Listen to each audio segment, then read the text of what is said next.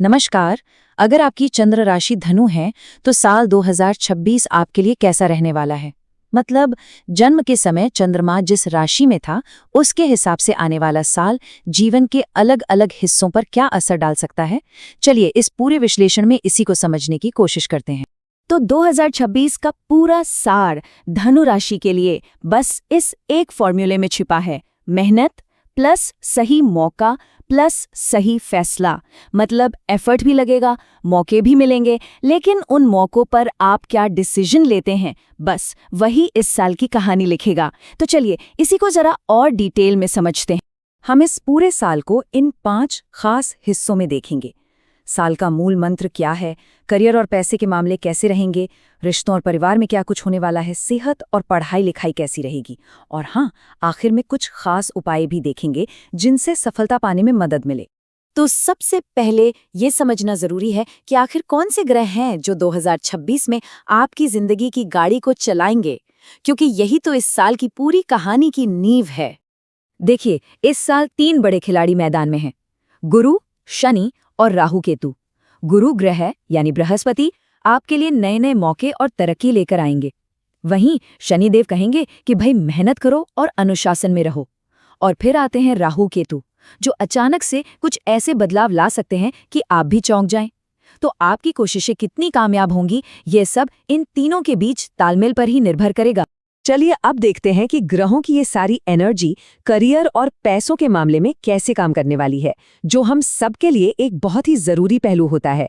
Career के लिहाज से इस साल को 3 हिस्सों में बांट सकते हैं। साल की शुरुआत मतलब जनवरी से मार्च थोड़ी सी मुश्किल लग सकती है। काम का दबाव बढ़ेगा और शायद कुछ बदलाव भी हों, तो यहाँ पर थोड़ा सब्र रखना बहुत जरूरी है। फिर आता है दूसरा फेज, अप्रैल से अगस्त का। ये है ग्रोथ का टाइम।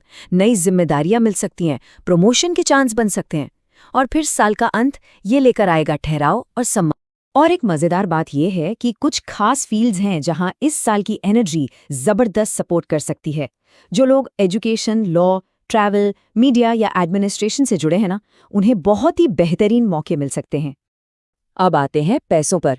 देखिए, साल की शुरुआत में खर्चे थोड़े ऊपर नीचे हो सकते हैं, लेकिन घबराइए नहीं, अप्रैल के बाद हालात बेहतर होंगे। सलाह सीधी सी है, एफडी, सोना या रियल एस्टेट जैसे सुरक्षित निवेश पर फोकस करें। और हाँ, अगर शेयर बाजार या क्रिप्टो में हाथ आजमाना है तो बिना पूरी रिसर्च के एक भी कदम आगे मत बढ़ाइएगा, नुकसान हो सकता है। जो लोग अपना बिजनेस चला रहे हैं उनके लिए कुछ खास बातें हैं। पार्टनरशिप में बहुत सावधानी रखनी होगी। विदेश से जुड़ा व्यापार अच्छा फायदा दे सकता है। और एक बात गांठ बांध लीजिए, बिना कागज पत्तर के किसी को पैसा उधार बिल्कुल नहीं देना है। डिजिटल और एजुकेशन से जुड़े बिजनेस के लिए ये साल काफी अच्छा दिख रहा है।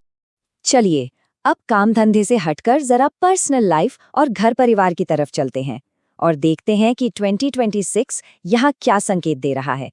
रिश्तों के मामले में 2026 काफी खास रहने वाला है, सच में। जो लोग सिंगल हैं उनकी शादी के पक्के योग बन रहे हैं या कोई नया रिश्ता शुरू हो सकता है। और जो लोग शादीशुदा हैं उनके लिए सलाह है कि बातचीत से रिश्ते को मजबूत बनाएं ताकि कोई गलतफहमी ना हो।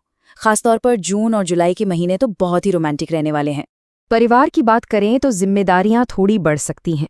माता पिता की सेहत पर खास ध्यान देना होगा, लेकिन अच्छी बात यह है कि बच्चों की तरफ से कोई खुशी मिल सकती है जो घर में एक पॉजिटिव माहौल बनाए रखेगी। पर्सनल ग्रोथ और सेहत ये भी तो 2026 का एक बहुत जरूरी हिस्सा है। आइए एक नजर डालते हैं कि इन मामलों में क्या होने वाला है। इस साल अपनी सेहत का ध्यान रखना बहुत बहुत जरूरी है, खासकर मेंटल हेल्थ का। पेट से जुड़ी कोई दिक्कत, तनाव या नींद की कमी, ये सब परेशान कर सकता है। तो इनसे बचने के लिए योग, मेडिटेशन, सुबह की सैर और हाँ, तले भुने खाने से थोड़ी दूरी बनाना, ये सब बहुत काम आएगा। और ये देखिए, स्टूडेंट्स और घूमने फिरने के शौकीन लोगों के लिए तो ये साल जबरदस्त है।